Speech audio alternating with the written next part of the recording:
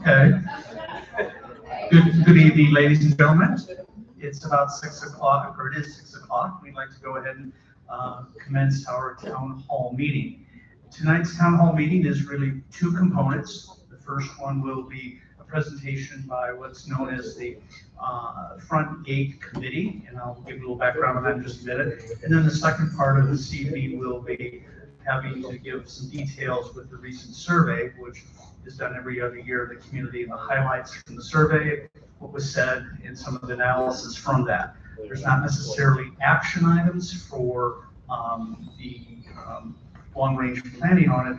However, there will be considerable information about the Front Gate Committee. So the Front Gate Committee was established in February of this year, really from the previous board, has identified a piece of property that came on the market that there was an interest that the POA would benefit from. And it was a very important committee immediately because the board said, now let's make sure that we comprise this committee of the new, the present, and the old, but most importantly, the best and brightest, and people that have across the board cross-section of what makes up Lake Kiowa, not just a handful of people that have been on the board before. So a number of them are here in the audience tonight. A couple of them will answer some of the questions, and we'll actually have the MC tonight will be Craig Lampkin, and he'll have a full-on presentation. But just to give you an idea, Jim Adams is the chair of it. He's currently on the board. Bergbaumer is on the committee. Lisa Bohannon, I think there she is, back in the corner. Corky Cohen is up here. Norman Delatz, Craig Enright down here is the former treasurer, so very active in this, in the actual transaction and purchase of the property. Jim Fox, Kathy Gray, Bill Hamilton, Randy Howell, providing considerable insights into this transaction. Brent Reed, Gerald Smith, and then staff members, myself, and Chris Wagner. So those were the people that comprised this. We typically met virtually every Monday afternoon or sometimes early in the evening, and we go for an hour and a half, kick things around, and then once the property was purchased, then we came into the issue that you're going to hear tonight, and that's about the zoning of the property. The properties here at Lake Kiowa, you can have the single-family dwelling, which is the vast majority of all the zoning having to do with our community. And then you have possibly commercial, which there's just one small adjacent piece of that, or POA for non-commercial use, which is this building, POA offices, and there's a number of lots for that. And you'll see firsthand how the connectivity of the lots and proximity of the lots just made so much sense for the board to move forward with the purchase of this property, and then the necessary, due to our covenants and bylaws, to get a vote. And votes take time, votes take some energy, votes take some passion. And it's a delicate balance because the board on one hand isn't really pushing it, but on the other hand, what is in the best interest for the community? And clearly the board has that in their mind and in their eyes for that. So go ahead, Mr. Craig, we'll start this evening.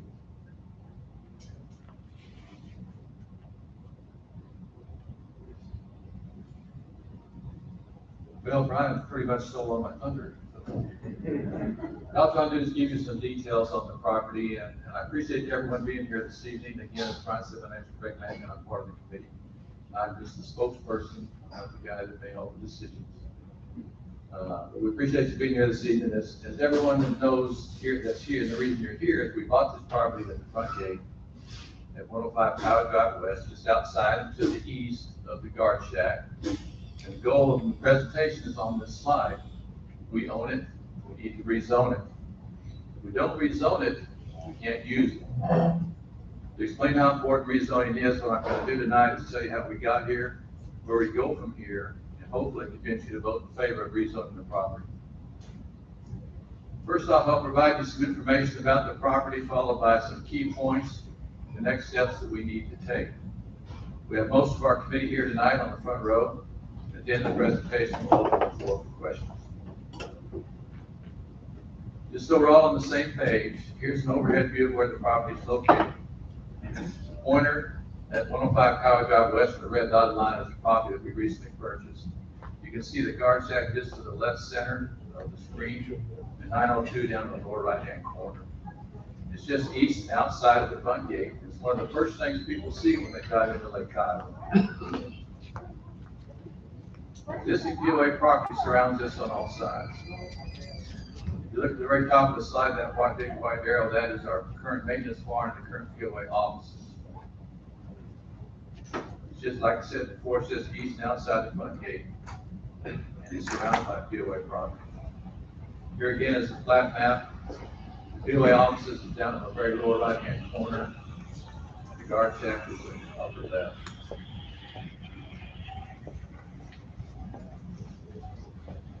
A little bit about the background on this piece of property. In 2020, the property was listed for sale by the then current owner. And according to the covenants, they requested the property be rezoned from single-family residence to commercial use. Our covenants say, as Brian mentioned, that all our lots shall be used exclusively for single-family residential purposes, except for those lots that are zoned as business, recreational, or commercial. According to our covenants, in order to change the zoning, a majority of the privately owned lots in the subdivision have to approve it. The proposed rezoning vote went from residential to commercial, went to the membership for a vote. That vote was ultimately unsuccessful because it failed to achieve the approval of the majority of the privately owned lot members. As a result, the property did not sell to that commercial entity. It's our opinion that the vote failed because it wasn't really clear to everyone what was going to be there. It seemed to be a clear message to the membership to not want a commercial enterprise to be adjacent to the front gate and into our community. Following that vote, POA formed a front entrance committee to explore purchasing the property. The board made an initial offer that was not accepted. Subsequent to that, the property went under contract to an individual as a residence. That contract fell through. And the board again tasked the committee to once again approach the then property owner trying to purchase the property. As Brian mentioned, thanks to the negotiating skills and hard work of Clark Enright, the front entrance committee, the POA board approved purchasing the property. The property closed on June 1st of 2021. Again, the property comprises two lots, 1879 and 1880, just under an acre in size. The log cabin home was built back in 1982, and it's our hope that we'll be able to use it in the future if at all feasible. Any plans to remodel it are going to be made public as they're finalized. Now we're going to address some of the key points, which I hope will answer most of your questions, but if not, when we conclude, you'll be able to ask questions at the end of the presentation. First question that comes to mind is, how do we pay for the property? As many of you know, the POA has a capital asset reserve fund, you probably heard referred to as CARP, which is designed to purchase original assets and renovate existing assets at the sole discretion of the board of directors. Our 2021 budget had budgeted $300,000 from CARP to remodel the guardhouse and replace the gates at the front entrance. It was the board's decision to use a portion of those funds to purchase the property. The final purchase price was $210,000 from the $300,000 already budgeted. As we mentioned earlier, this property is surrounded by POA property, and it makes sense that by controlling all the property along the east side of the entrance, it would not only protect the community's interests, but also provide us with excellent opportunities to make security even better than originally thought, while also providing the POA with additional office space and improving the front entry experience in general. Ultimately, the goal is to get security out of their currently overcrowded location, provide them a safe and secure professional work environment. The same goes for our POA staff, who currently share cramped office space and lack adequate storage space. Moving some of our security and POA staff to this location will hopefully make it easier for visitors and contractors to interact with the POA before they have to enter the community. We certainly hope to make membership entry and exit more efficient, as well as make the front entry appealing in order to give members and visitors alike that strong first impression entering Lake Kiowa. There are many possibilities to yet be decided. As we move forward, we'll keep you informed. However, as we talked in the very first of this presentation, in order to do all that, we must rezone the property to POA business. If you recall from earlier in the presentation, our covenants say that all our lots shall be used for single-family residential purposes unless they're zoned commercial, recreational, or business. The property is currently zoned as a single-family residence. In order for the POA to use the property, it has to be rezoned as POA business. If the rezoning is approved, it will be filed with the Cook County Clerk as POA business and can't be used for any other purpose. If for some reason the POA were to sell the property in the future, membership would again have to vote to use the property for something other than POA business. Rezoning the property to POA business puts it under the same tax umbrella as all our other POA property and save us considerable money, probably about $3,000 a year in property taxes.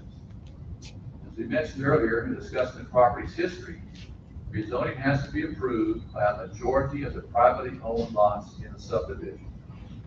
This is a vote according to Covenant 102, which states, and I quote, "Rezoning of lots at Lake Kiowa may be accomplished when requested by the owner and approved by an affirmative vote of the owners of a majority of the privately owned lots in the Lake Kiowa subdivision." End quote. In other words, each privately owned lot gets one vote. The constituted lots count as one vote. Currently, we need 724 affirmative votes to approve rezoning this property to POA business. I want to emphasize that you need to vote, because not voting is exactly the same as a no vote. If we don't receive at least 724 affirmative votes, the rezoning will fail, so please vote. So what's next? Informing you, the membership, about what's going on, and urge you to vote in favor of the rezoning is where we are now. To that end, we published articles in the communique. The information sheet with frequently asked questions is available. We're conducting this town hall tonight. We conducted one back on July 17th. Voting will begin on August 9th and will be done electronically. You'll be receiving voting instructions via email on that date, as well as weekly gentle reminders to please vote. Again, we can't stress enough how important it is for you to vote. Voting will end on December 9th. The majority of the privately owned lots owners approve the rezoning. The election results will then be filed with the county clerk that rezoning the POA business was approved by you, the membership. The results of the rezoning election will determine our next steps. If the rezoning is approved, we'll begin studying our options for the front entrance and start planning to bring it to fruition.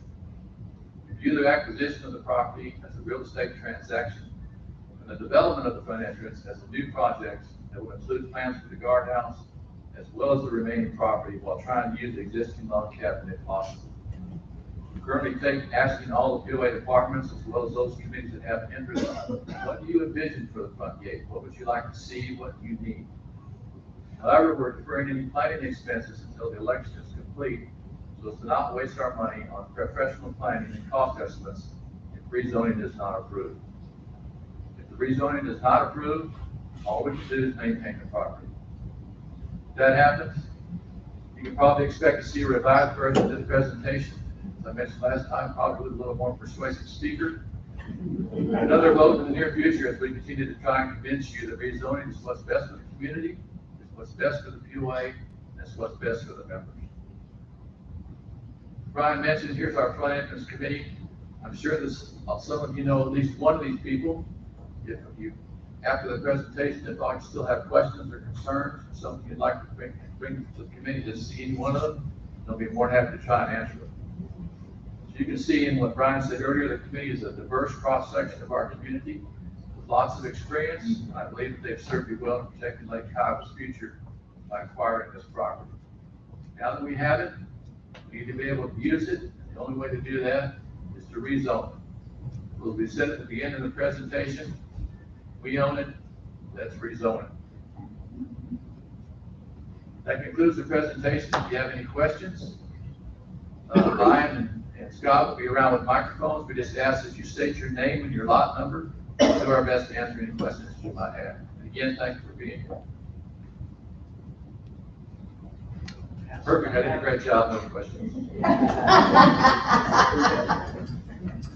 There's gotta be some questions. There got to be. Okay, yes.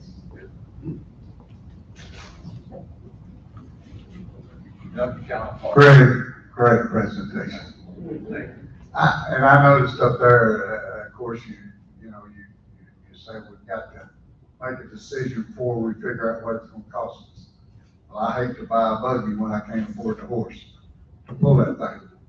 And I was just wondering, why couldn't we have come up with a sketch of what we wanted, a dream plan, what we wanted it to look like, parking lots, whatever, traffic flow, whatever.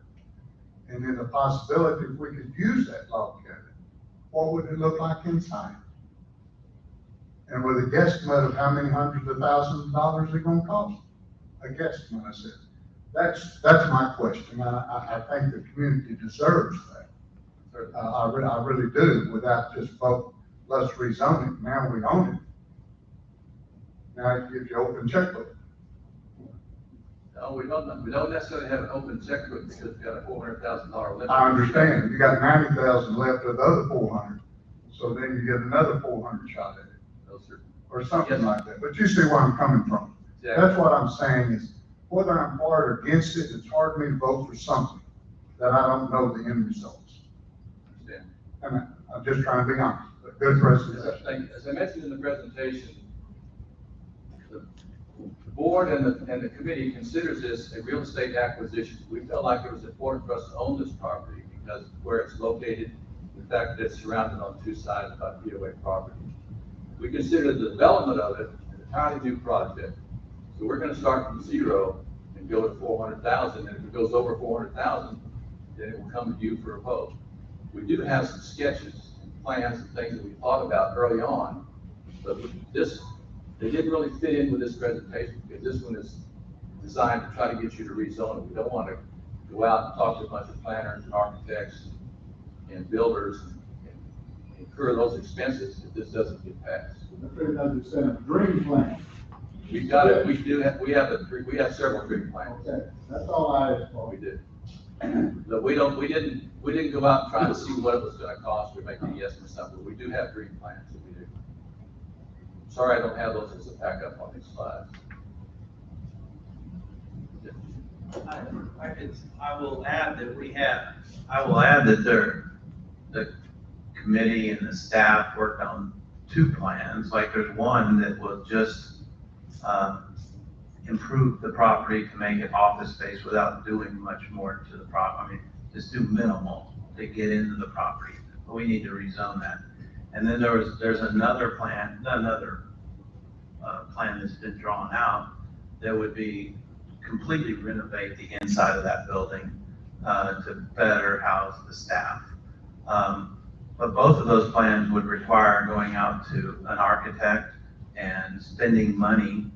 And we didn't really want to spend the money until we knew that we could rezone it. We own the property again, so now we need to rezone it in order for us to properly spend money and figure out where we can go. But we are gathering the requirements on what is needed for that building as far as office space and security and the lanes and that kind of thing. So all the committees are putting in that information and the staff. I can piggyback on that for just a minute. None of this was done professionally. It was done with expertise of those of us that live here at Lake Kiowa, primarily Jim Fox is he's the one that built these slides. I didn't do this, so Jim Fox gets all the credit for the slideshow. He's got credit too for some of the conceptual stuff that we've done and put together on some backup slides. Any other questions? Denise Thompson on 1632. I know that there's been talk about doing something with the security shed, or whatever you want to call that. Would that continue to be kind of in that area? Or Absolutely, would absolutely. you put some in there and then use something on this property in addition to that shed That's, for security? we don't know exactly 100% for sure, but I would say yes, we're probably going to be using that particular piece of property for security, like say just for putting in there all the monitors and TV systems and things like that, but they don't need to have it at the entrance. That's going to be up to our new chief, how she wants to design that. That's why we're talking to her, to determine what she needs, what she wants for her people, and then we'll go from there.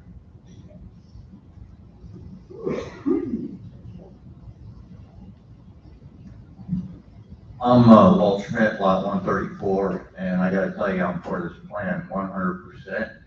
And I think I'm gonna say something that the committee can't or won't say, and that is, I'm gonna be talking to my weekend neighbors, extolling them to vote for this thing. That's the key to get the weekenders to support this whole thing. If you don't get behind this on the weekenders, part-timers, whatever you want to call them, this will never pass. So it behooves all of us. If you're in favor of this, talk to your weekender neighbors. Thank you, appreciate it. That's correct. Any other questions?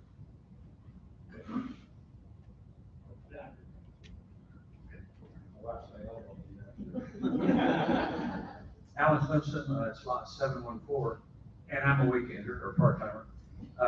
I think you own it, now rezone it. If you don't rezone it, it has no benefit to the POA as a single family or a residential property. So it's in everybody's best interest, it appears to me, to get behind this and rezone it. You haven't spent any money to rezone it, it doesn't create any risk for you. So it seems to be, stick my neck out a little bit, a no-brainer. So Exactly. I used to say that in the presentation. yeah, you just really It'll don't. be too good. So anyway, I think it's a good, great job, and all the guys and gals that work on it, I think you did a wonderful presentation. Thank you, appreciate it very much.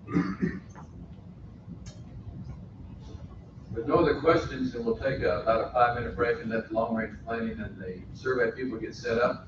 And welcome you back for that portion that it's very interesting. Hope you'll stick around for that part of the presentation.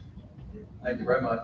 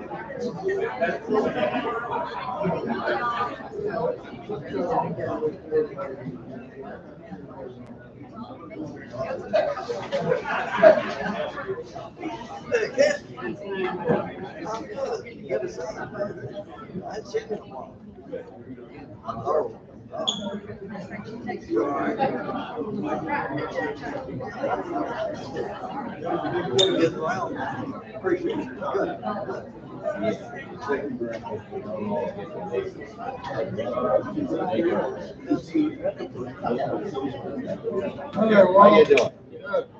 Well? Yeah, well,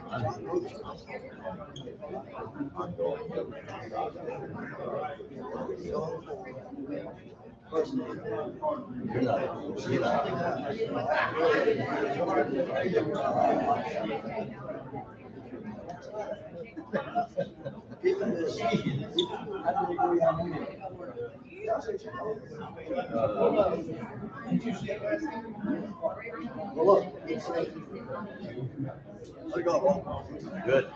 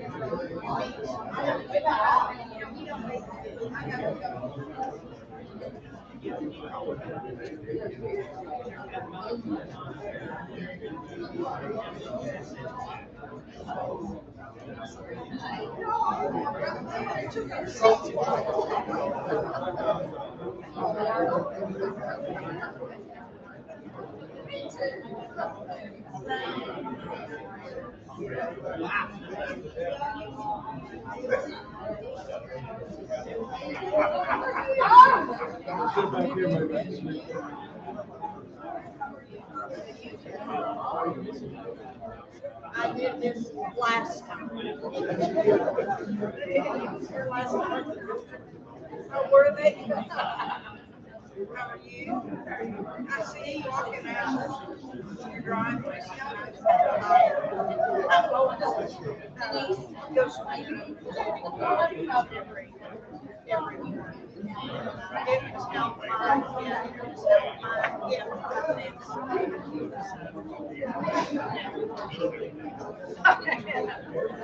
Hi, how are you? I've already seen this. I'm going home.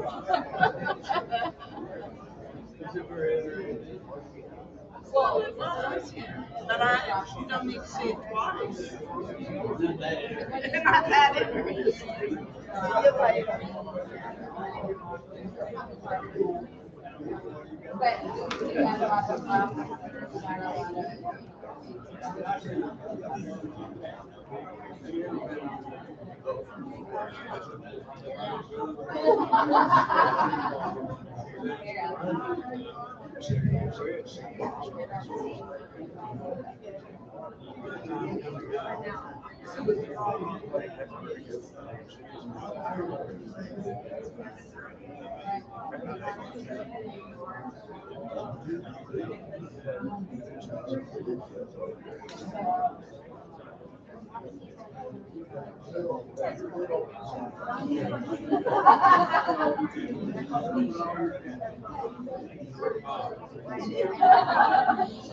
Bring a strap for your dog.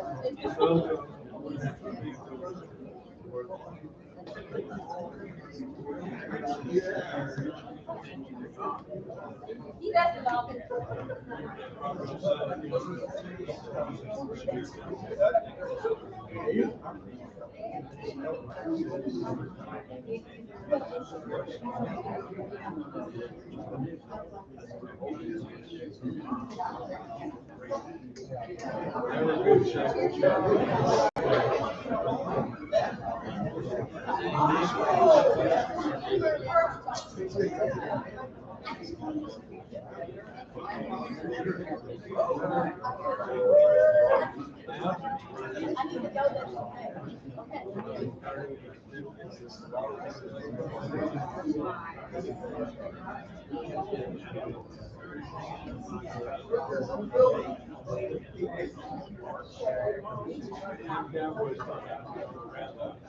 Everyone ready to get started? Ready to get started?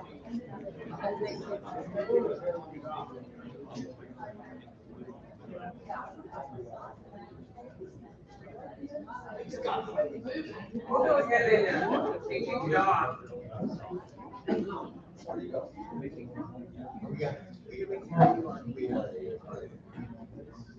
Okay, thank you, and we're about to begin the second part of tonight's town hall. This is from your long-range planning committee's assessment and overview, and really your executive summary of the survey that we hope at least everyone in the room participated in, and then those results as well as some of the direction for the community. Thank you. Thank you, Brian. My name is Nancy Jackson, and I'm on the board, and I am your chair of the Long Range Planning Committee. And it's my privilege, I say that every time, my privilege to be here tonight and represent them. They may not feel that way right now, but and I will tell you before I start this presentation that we did this on the 17th, and I got a lot of feedback, and they said, "You're really funny." And I thought, wow, that is high expectations. So you have really low expectations, because I'm not sure I can remember what I said that was funny, other than if you have a glass of wine right now, these results will look a lot better. And so I tried, as I looked at everything, to figure out how I can encourage you to give our committee feedback. Long range planning is an opportunity for you as a member of this community to provide your feedback about different things that we think are important in the community. So everything from the lake to the golf course and a lot of things in between. And so this is our committee. My name again is Nancy Jackson, and I have an awesome committee. They're listed up there. And my guess is, just like in the first committee, you know somebody up there. So feel free to give them some feedback. Let them know if the things that you saw up here, maybe there's some more clarification, because that's really what the feedback does for us. It gives us clarification. But one thing I wanted to let you know about this survey is that back in the day, it used to be a lot longer. And this is not going to be 6 hours long, nor is it going to take 8 times as boring, hopefully, as it used to be. I was trying to be funny. See, that didn't work. Okay. But this is our responsibility as a long-range planning committee. Our goal is to look at our strategic plan, to put together recommendations that go to the board about different projects or improvements that are out there, to look at maybe some timelines or funding and things that could happen as well as a master plan. And so every other year, as Brian mentioned earlier, we do a survey. And it's your opportunity to give us some of that feedback that we can use then to make recommendations to the board. And so then we provide that information to the board, and then they can choose to use it as they look at different projects that are out there. And so, oh yeah, don't forget, you have to take a survey because that'd be really good to do that. These are not working very well. You know, I spent 30 minutes of this, so. Do what? A whole bottle of wine. Oh, bottle of wine, okay, that would have helped you, all right. So, but again, our survey is really about satisfaction, how we use our different amenities that are out there, rating of some of our capital projects, and then also looking at the assets that we have. And, a lot of people say, well, what assets do we have? Obviously, the lake and the golf course and a lodge and a lot of other things that are there. And so we're going to look at those and what your feedback was. We collected this information between February 15th and March the 15th. 429 people gave us their responses, and that makes it a valid survey for those of you that are into statistics. What that does mean is that we have a 95% or better confidence level. That means that this represents our community. And so that's why we can look at this results and take it and try to make some decisions. I will say of those 429 people, they gave us over 1,300 comments. So we're very vocal about what we think. I'm not going to show you all of those. But they're very good because they allowed us to make some decisions along the way. So in the 2019 survey, improvements that we used from that survey, we did our Lake Reserve Fund. It was approved. We improved the east gate. We also have the new pavilion that's there. We also improved drainage and farmages that are out there. And those of you that use the golf course saw us improve 3 of the bridges that are there. And so those are some of the things that came out of the long-range survey that we did in 2019. What I thought was awesome is that one of the first questions is, are you satisfied with this community? In 2019, 86% of the people that responded were. In 2021, 93% of the people were satisfied with what we do. And you can tell nobody was extremely dissatisfied. There was only 3% that were dissatisfied. A few were neutral, but most everyone was satisfied or extremely satisfied with our community and what we had to offer. To me, that's pretty incredible. That you look at this room, you look in the community, that we value what we have and are appreciative of it, and we're satisfied with what we have. I think that's awesome to look at and live in a community like that. So here's some of our overview, if you will, some of the demographics of the group that are out there. 95% of the people that responded to the survey are owner residents. About, let's see, I think 70% have lived here between 5 years or more. 45% of them have lived here more than 10 years and responded to the survey. There's a few, 5% or less than 1 year. If you look at the top on the right-hand side, if you look at that, over 80% of the people here are between the ages of 46 and 75.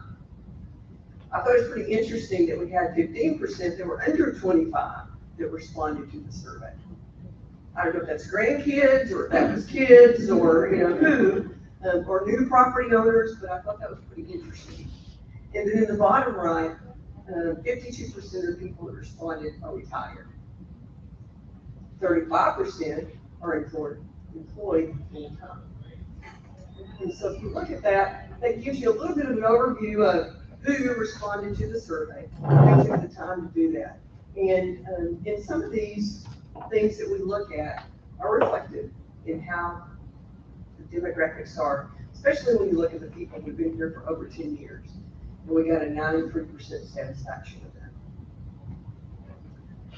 that. And yes, on our survey, we learned as a long-range planning committee, it's a very fuzzy cartoon.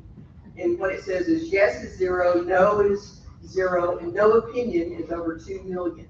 And so if you'll see in our survey, you'll see that people thought something was satisfied or something wasn't dissatisfied. And you'll see the yellow in the middle, and that's the people that had no opinion or were neutral. And so as a long-range planning committee, we learned that we're not going to give them 2 options anymore there, because it sort of, they chose that, and sometimes it made it difficult to determine, do you really want it or do you not? And so that's where we're going to go to the comments to determine how we actually look at that. And so you'll see that. So here's one, for instance. This is sort of how all the different charts will go until we get down to what's important. And so the green is going to be satisfied or better. The yellow is going to be neutral or no opinion. And the red will be dissatisfied or worse. And so you can tell, as far as satisfaction with their lake, almost 60% of the people that responded at the very top there were satisfied with their lake, down to, you look at non-voting, non-power voting, and voting, and you look at the different boat launches and the docks and things like that. And that's sort of, every slide is rated this way, from the highest down to the lowest in that particular section. And this happens to relate to the lake. Satisfaction with our beach areas. The West Beach Park had over 70% satisfaction. Down to the East Playground was about 56%. And so you can see that the West Beach had more satisfaction, the different activities that are there, down, and it went down as you went to the East Beach a little bit. But still, over 50% satisfaction rate. So those are good things regarding to our beaches that are there on the East and the West Beach. Satisfaction with other park areas, the Little Fox Pond, over 70% satisfaction. Picnic tables, 60% satisfaction. Tennis and pickleball, basketball, RV camping, all of those satisfaction levels begin to fall down. But if you'll notice on the far right, there's very little dissatisfaction with those. And so there's more either neutral or no opinion, and I think that has to do a lot with people don't use it or don't even know where it is. And so that speaks a lot to the satisfaction, again, of the property's assets that we have. But we do look at that, and we do look at some of the comments that are there in relation to those. Nature and recreation areas. Some of you probably don't even know that we have nature and recreation areas. But we do, and we have some signs out, lawns for the walking trails and things like that.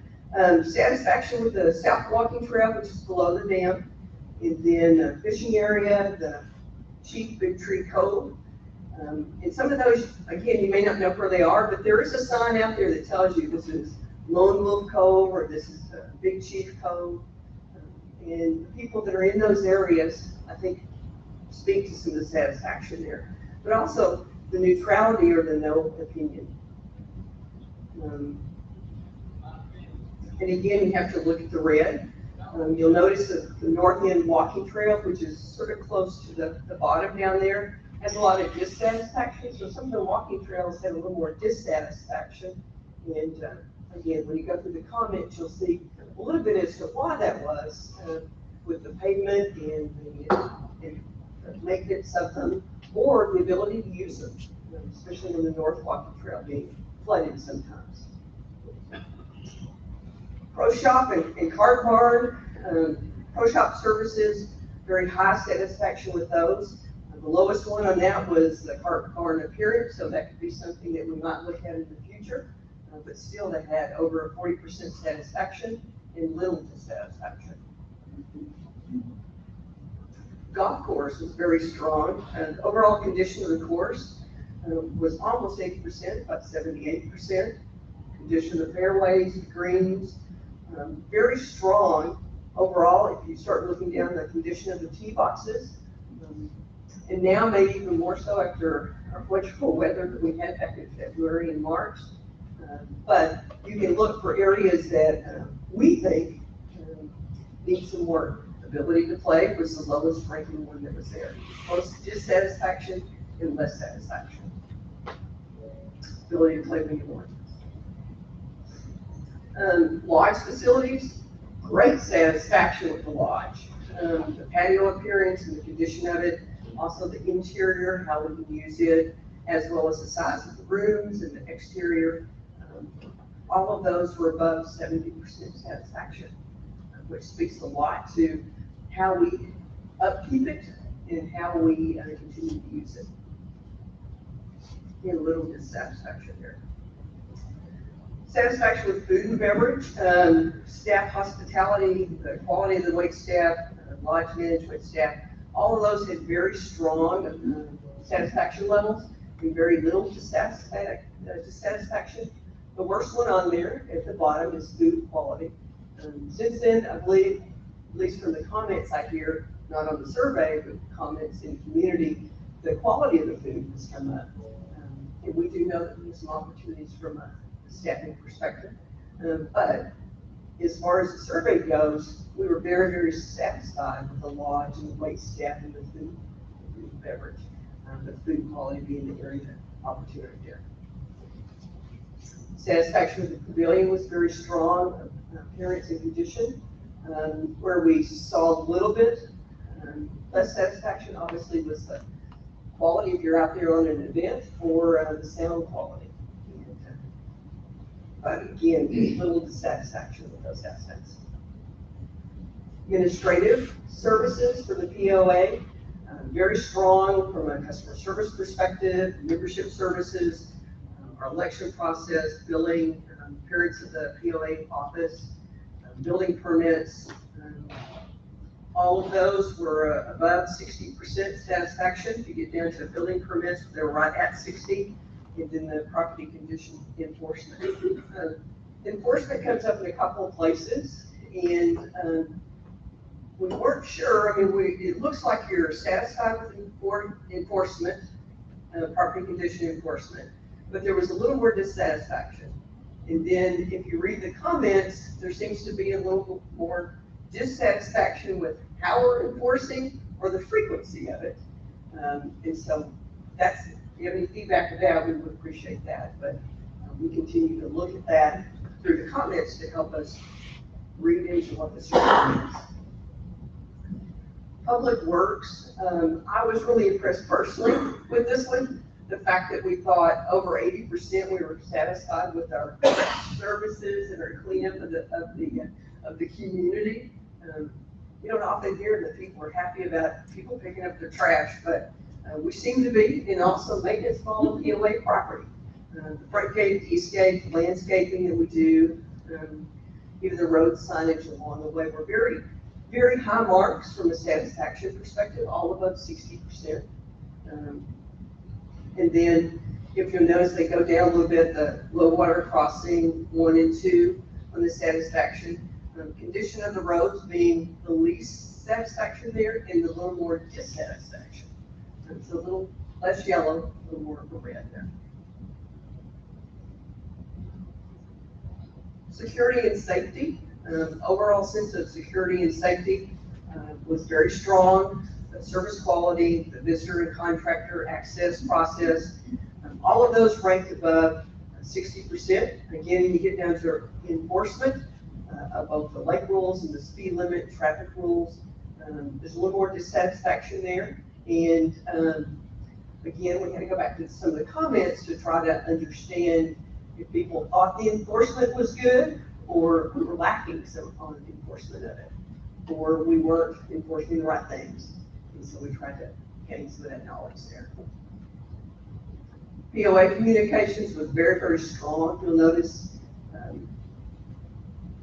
town hall meetings like this were still at 76% satisfaction in what communication we're providing to the community. Not only the type of communication, but also the frequency of it. All very, very strong. If we were in the annual CAT survey, they were really talking about 40% of the, 46% of people don't give a darn, or the cats didn't. 34% couldn't care, and then the last 20% slept through it. And so sometimes you think that's what happens in your survey. And from this, I can tell I've already lost some on the 20% sleeping through it. So, I'm trying to finish by 7 because there's Bunko across the hall, so you can enjoy that. But anyway, next time I won't put my cartoons in. So, so let me go through these. Now, one of the things that we looked at as a long-range planning committee and trying to put a survey together is all the past surveys that we've done for years and all the projects that are out there. And so we took capital projects. So anytime that we spend money on something that we didn't necessarily budget for it, it becomes many times a capital project. So we decided to rank them small, medium, and large. And so small being really about less than 75,000, medium being someplace between 100 and 350, and a large capital project obviously being over 400,000, and one that we would take to the membership for a vote. And so I have 41 projects that we rank. So there's 4 slides that are here. And so this is the very first one, and these are the highest ranking projects. And so again, this is where our neutral and no opinion is sort of really moves the mark for us, because it doesn't help us. We didn't get people that yes, no, to really make an exact opinion, because you'll tell in many of these instances, the green and the red are almost the same, okay? And so the number one thing that you wanted ranked were heaters for the patio.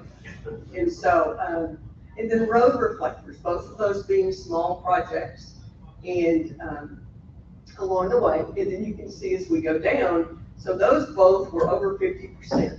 And then from there, we fell below 40% for everything from shade in the playground to additional golf practice areas, executive golf course, improving walking trail services, bridges on low water crossing 1 and 2, also street lights only at select locations.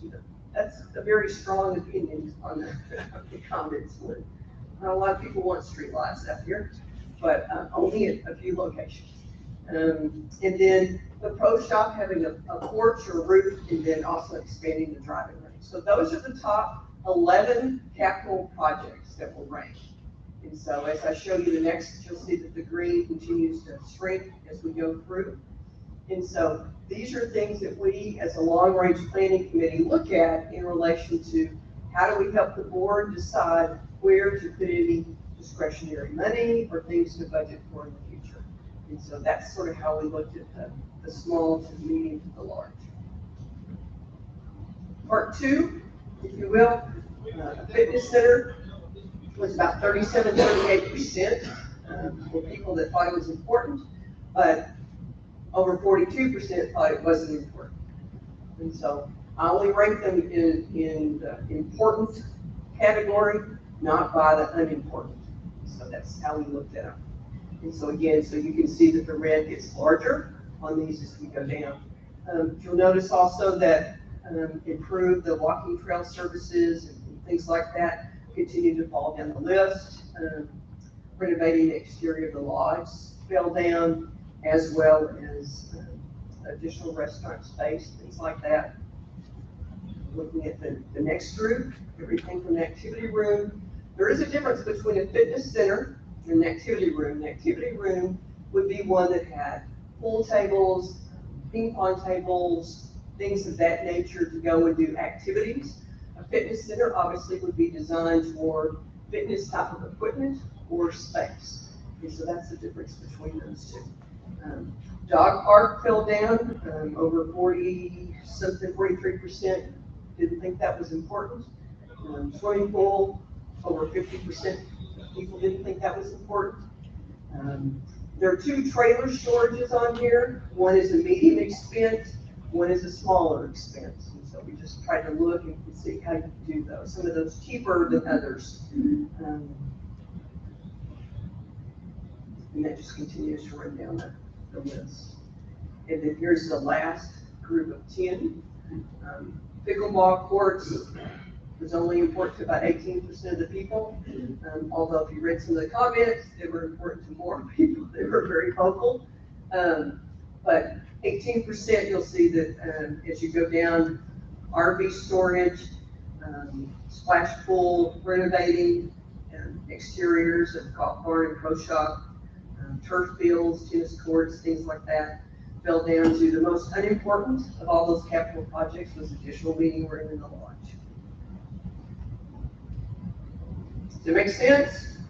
Yes, no, I see some, yes, okay, heads are nodding, okay, that's good. Not because you're going to sleep, but you're nodding right. I'm still working on it, funny, okay, I'm not doing a very good job. Importance of projects for the 50+ acres. So 50+ acres was one of the things that has been on our radar for a little while. We looked at the fire survey, and what we did is we asked, again, what was important. So we had the important, the neutral, no opinion, as well as unimportant. And you can tell the most important thing to put on the 50+ acres were walking trails, an executive par-free golf course, fitness center, and expanding the driving range. Now, if you look over to the red side of it, you'll see that they weren't as important. So in some of those, you know, the green and the red were very, very close. But again, when we go back to the comments, those 4 things are the reason that I have them circled. Because there is no doubt in the 1,300+ comments that we have, those are the most important things that people want on the 50+ acres. Could we do other things? No doubt, but those 4 continue to rise to the top. What's also interesting is that if you looked at my ranking of those other 41 projects, those also fall up toward the top of that also. So not only just from the 50+ acres, but also in general within our community. And then here's the other group of 10 to put on the 50+ acres. So everything from boat storage to a pool or additional turf parks or turf fields, and tennis courts. So, and most of those, if you'll notice, were unimportant by a vast majority on the 50 acres. One of the things that's really important when you read the comments is understanding how often we use things. So again, we had 429 people that responded. We've had 1,300 comments. Some people can be very vocal about things that they're very passionate about. And so it's also important to say, well, how often do you use those things? And for me, this blew my mind right here, that 80% of the people that responded to this survey use the lodge at least once a month. And so there's 3 shades of green up there. The darkest green, which is on the golf course and the lake, is daily. The daily, weekly, and monthly, those are 3 shades of green that are there. If you'll notice that, again, 80% of the people use this lodge. That's amazing to me, that 429. Again, how often it's used, how it's used, and things like that. And then the golf course is used about 72% of the time on a monthly, weekly, or daily basis by those people who responded. The lake at about 62%, and then the driving range at about 59%. And so at least once a month, that group of people is going to one of those 4 things that's right there. And then if you'll notice from there, it falls way down to how often people use things like East Beach or the Pavilion on a daily, weekly, or monthly basis, as well as, I said, the East and the West Beach. And you'll notice the red starts getting bigger on some of the beaches and stuff like that. So that's the first part of that. And the second part of it goes into things such as again, the West Beach, the South Walking Trail, and the North Walking Trail. If you notice, people, only 16 to 18% of the people use those at least once a month. But yet, you'll notice there's some of the highest ranking capital projects. People are very vocal about what they want and what makes a difference for them in the community.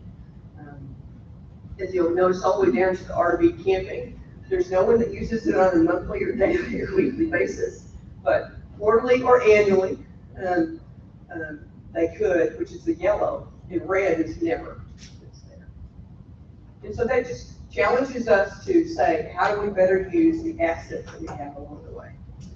So don't panic, we're almost through. And so now I'm gonna sum it up for you, so you can ask me some questions if you want to, or whatever, but don't panic, here we go. So, again, 93% overall satisfaction with this community from our survey. Again, that is outstanding to me, that people feel that way about our community. Majority of the responders, as I said before, daily, weekly, or monthly, they use the lodge, the golf course, the lake, and the driving range. That's pretty incredible that we have that many people that are using those assets, which begs us to say, how are we taking care of those, and how are we planning for the future so we can continue to have that same amount of activity on them? These are all positive. So condition of the golf course, the appearance and condition of the lodge, the patio and the pavilion, the overall sense of safety and security. People are highly satisfied with public works, as I said before, about how do we care for our property, and then also customer service and communications. And so those things are very positive that came out of the survey. And so when you look at future areas for improvement, based on everything that was in the survey, obviously lodge issues in food and beverage were things that rank lower. Walking trails in nature areas, and how do we improve those and keep those where they're serving the community better. Boat launch and docks, compliance and enforcement issues, both from a property as well as a safety and security perspective. And then also a need for additional golf facilities. You know, those things all continue to bubble up in this survey as well as past surveys. And so they continue to challenge us as a committee as well as the board to say, how are we going to take care of those going forward? And so when we looked at all the things that were out there, if you go back to slide 21 that was there, again, these were the higher ranking things. So some of the, if you will, low hanging, less expensive things that we can do to provide for our community would be like heaters on the patio, road reflectors, doing some different things with our golf practice areas, again, looking at improving our walking trails and adding additional golf course. Those are things really that bubble up and continue to say not only the 50+ acres, but any kind of capital projects, that those are things we really need to consider for the future. So from there, what we said, based on that, goes back to walking trails, executive golf course, fitness center, as well expansion of the driving range, really the things that we need to focus on for the 50+ acres that we have out there. Those things continue to challenge us because they're always on the survey, and yet we haven't put them where we need to. So our recommendations as a long-range planning committee at this point in time, so if you have additional feedback, we are certainly all open to that. But our top priority, we believe, continues to be our security guardhouse front entrance renovation. So what are we going to do with our guardhouse and security that it offers there, as well as our front entrance renovations? And I will say that's extremely important, because one of the things that was one of the highest ranked up here was public works and the appearance of our community. And if we don't do some of the things that we talked about from the log cabin perspective, it impacts that appearance that we have and some of that satisfaction that we have. We believe that our recommendations to the board continue to say we have to look at those capital projects that I just showed you and say, how are we going to do those for the future? What's the timing of them? What's it going to cost to do some of those things? And the best way to do that is really develop a master plan. If we don't know where we're going, it's hard to get there. And we need to be able to say, what are all the assets in this community and how do we leverage those? We want stuff on the 50+ acres, but if we don't know what we're going to do with our other assets within the community, it's very hard to make good decisions. And so that is one of our recommendations to the board, is to help with the feasibility and the costs that are related to those, and really be able to have a master plan, and it's very orderly. And it says, here's what we want to do over the next X amount of years. You know, here's what it's going to cost. Here's how we're going to get there. But you as a community, I think that gentleman over there asked about the log cabin, what's it gonna look like, what's your dream? Well, in that master plan, you start looking at that. You know, if you noticed, one of the challenges that was on there was the boat storage. Well, looking at a master plan, you can look at that and say, hey, does the boat storage need to be on the 50 acres? Or maybe it needs to be someplace else in where it is today, we can leverage for something else. Or we can put it someplace else and have another asset. And so that's what a master plan does for us. And so that's a strong recommendation from our committee that we have. So again, we need your feedback. So if you have any questions for me, feel free to ask now. If you have any feedback for our committee or myself, we're open to it. As I said, we're driven by a lot of our comments here from the 1,300 comments that we've had that supported the survey on importance and satisfaction. So thank you very much for your attention.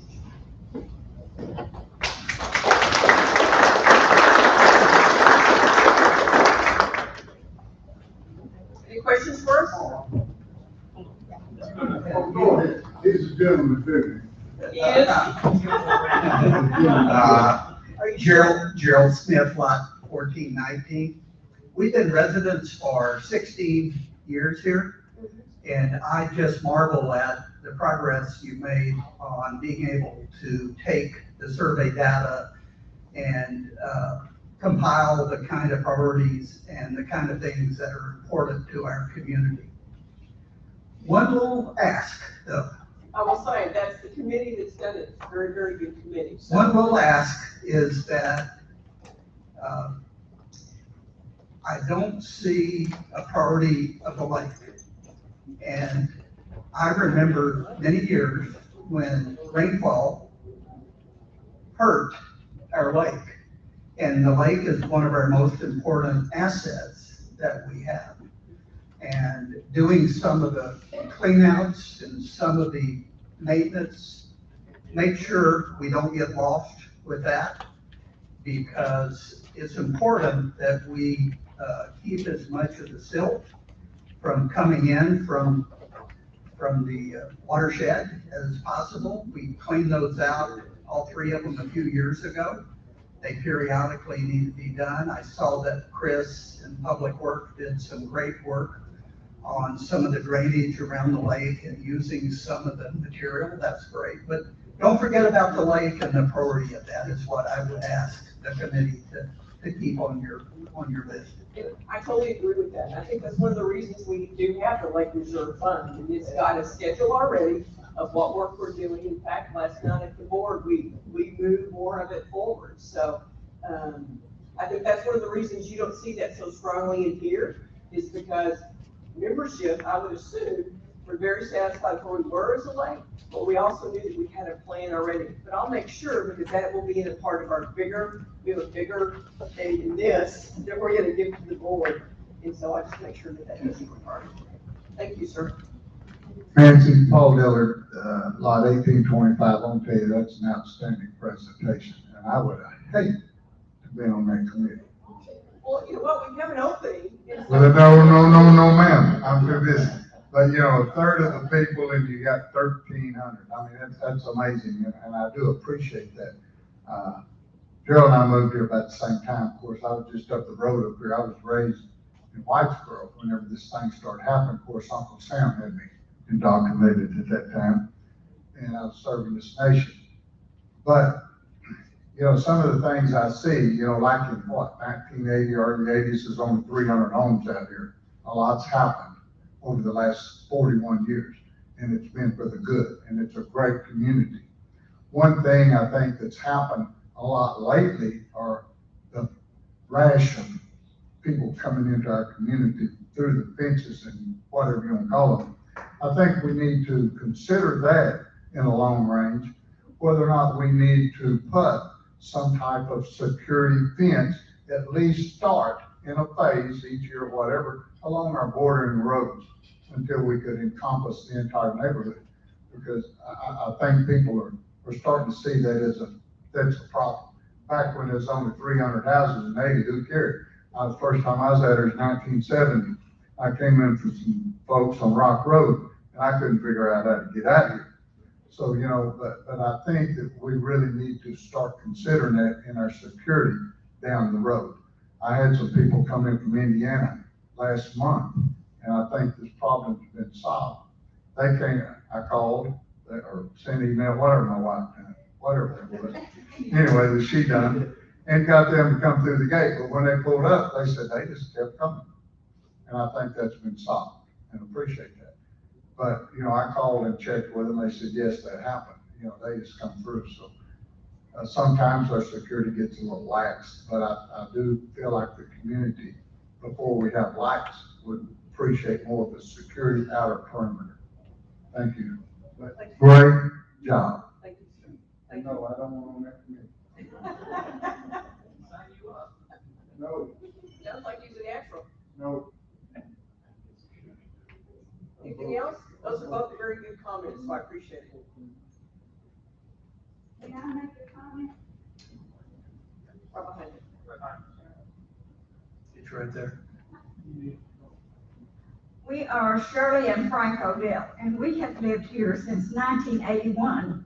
We're one of the old couples out here.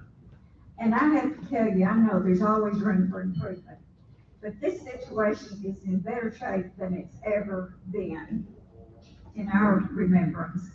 And I just think y'all do a wonderful job. Thank you. Appreciate it.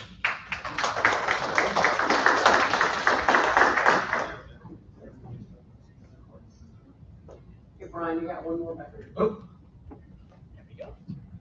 I just wanted, Dean Fag 719.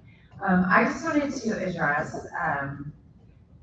one of the highest priority things, which was the heaters. And after our presentation on Saturday, I had a couple people come up to me and go, oh my gosh, why do we want heaters? And it goes back to the fact that the survey was in March and we were dealing with COVID and all of the different protocols that we needed to follow with that. And we were doing a lot of things outside. So we have no idea what's going to happen in the future with this new variant. But the heaters outside gives us the opportunity to continue to assemble outside. And I just wanted to put that out there. Thank you.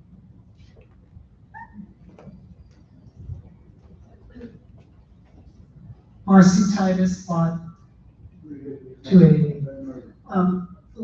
I just had a question about, like the lake and perimeter security. I didn't see roads on there very high.